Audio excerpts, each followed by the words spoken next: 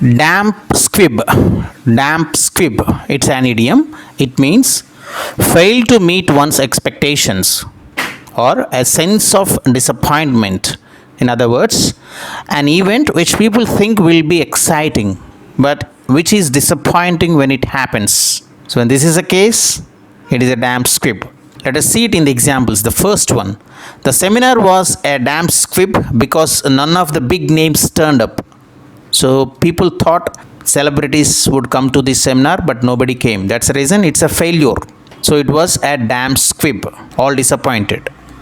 Second one, for the majority of Indians, the World Cup turned out to be a damn squib. It's a disappointment for all the majority of Indians because India couldn't win the World Cup. So it's a damn squib. Third one, the party turned out to be a bit of damn squib. Half the people who had been invited didn't turn up. So majority of the people didn't come to the party. So it was a big disappointment to many of the people. So it's a bit of a damp squib. Fourth one, the all party meeting was a damp squib. It's a failure. It was not successful. Everybody expected high, but it didn't happen. So it was a damp squib. Fifth one, after all that media attention, the whole event turned out to be a bit of a damp squib with very few people attending. So media gave a lot of exposure to this meeting, but few people attended, majority didn't attend.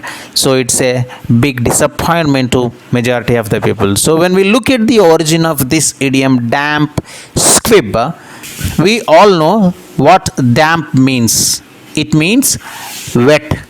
A squib is a firecracker. We know from our experience that when a firecracker that is damp is lit, it doesn't explode, right? How do we feel when it doesn't? Terribly disappointed. So from this experience, damp squib idiom came into force, which means fail to meet one's expectations or a sense of disappointment.